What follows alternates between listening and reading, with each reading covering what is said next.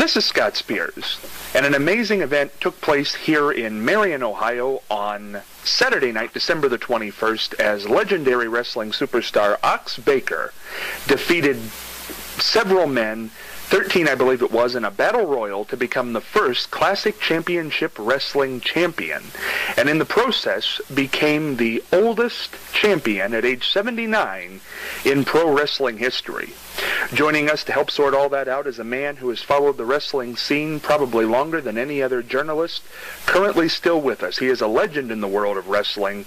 With Jim Crockett Promotions for several years, he was a co-host, along with Gordon Soley, of the first Starrcade back in 1983. He is the legendary Bob Caudle. Bob, how are you? Fine, Scott. And you? Doing very well. Bob, I thought you were going to come on there the way you used to come on the programs for years and years. No, that's a long time ago, Scott. First of all, let me wish you and all your viewers a Happy New Year. Hope things go well during 2014. Absolutely. Bob, before we get to the big news here, how are things with you? We haven't heard from you in a while. How's life? Pretty good. Of course, I'm not doing anything, just trying, resting most of the time, but taking things easy and just enjoying life. Do you miss the microphone? No, I do not. It's been a long time, and I'll put that all behind me, and I really don't miss it. Let's talk about a gentleman who certainly made headlines here about 10 days ago, Ox Baker. Before we get to the event itself, what were your run-ins with this guy during your career?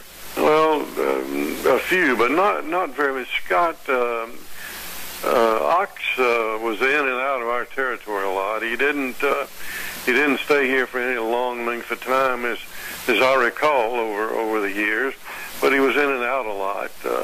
I always looked at Ox as, geez, that's a big guy. He's just an imposing individual. You look at him in the ring, and as big as he was, and and when he'd look at you, that guy could just about scare you when he leered at you, you know. And I think a lot of opponents really didn't know what they were getting into years ago with Ox, because I think they were a little bit intimidated when they got in the ring and saw what was there. His reputation of killing two men in the ring, Ray Gunkel and Alberto Torres, with that heart punch, certainly followed him around for years and years and years, and to this day does still follow him around. Yeah, and I think that was another thing that sort of intimidated the opponents when they first got in the ring with Ox. They were a little bit leery. Hey, that guy's got such a tremendous punch. He could put me away, and I think they were all concerned about that, and that made them a little timid in the ring. I imagine it would. When I called up today and you heard the news that Ox had won the title at age 79, in the world of Internet, we can no longer hide our ages. Yeah. What did you think? I thought that's pretty amazing. Last time I saw Ox was at a fan fest in Charlotte a couple of years ago.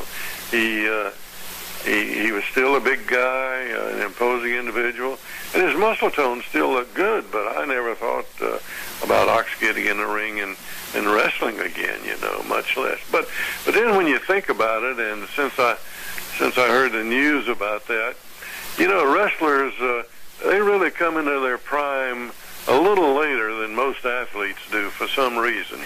I'm not exactly sure what that is, but I know a lot of Olympic amateur wrestlers and a lot of wrestling athletes. They really don't get it like a baseball player maybe in his prime in his 20s and early 30s. A wrestler may be in his late 40s or his early 50s. I think you're exactly right, Bob, and that reminds me of something. Ox wrestling at age 79, certainly there are not drop kicks or head scissors or anything like that, but to be honest, you saw Ox in his, I would imagine, his 40s, 50s wrestling. Ox never was much into flying head scissors. No. That was never his style. No. It was, it was slam bam. He's gonna lower the sledgehammer on you if he gets an opportunity. He gets you in. When Ox was strong, he gets in even in a headlock. He's almost going to make you holler uncle. The guy was a tough, big, rough individual.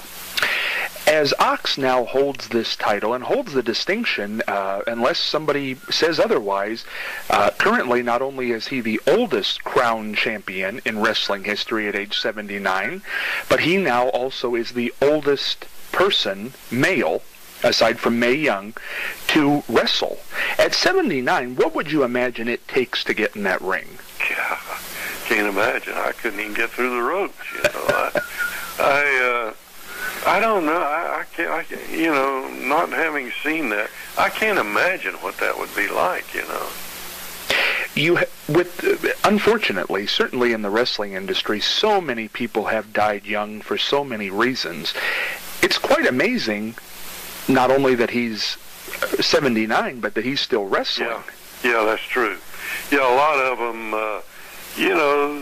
over the years, depending on how long you were wrestling and how long you were there and how many bouts you had and that sort of stuff, really, it took, and it really still does, take a toll on the body, a tremendous toll on the body. And therefore, a lot of them don't make it to a very old age, really.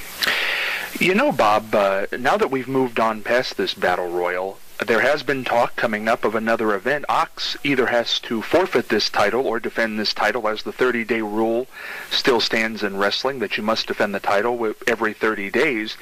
And the person who stepped up to the plate is kind of a big name in our organization, Bobo Brazil Jr., the legitimate son of the legendary Bobo Brazil, who I know you saw wrestle.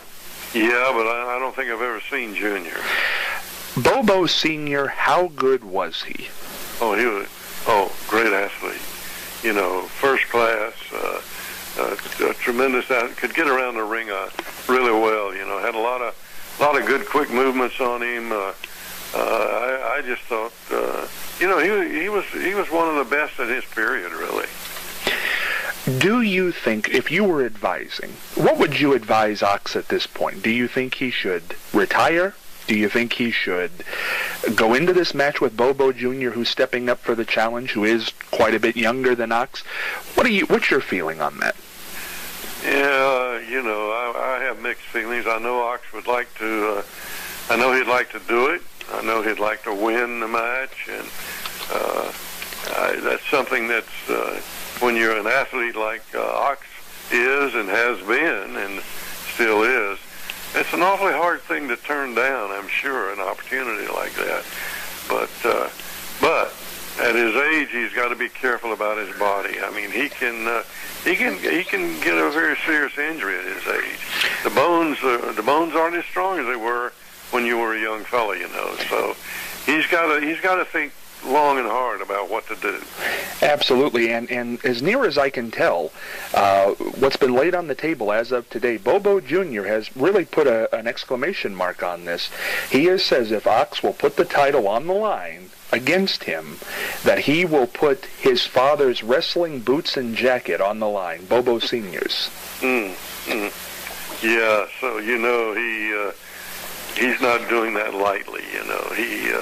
He's pretty sure of what he's going to be able to do to make a move like that. I feel certain, because those have got to mean so much to him. Absolutely, and Ox has enlisted a manager at this point, Percival Friend, who was the manager for many years of Black Angus. Yeah, no, I don't know him either. But he's got a manager, so you never know what's going to happen. But it certainly was news in the world of wrestling to hear Ox Baker still out there hurting people, as the phrase goes. You're right.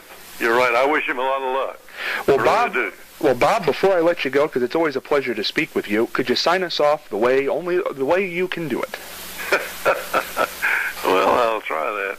It's been great talking to you, and until we meet again, so long for now.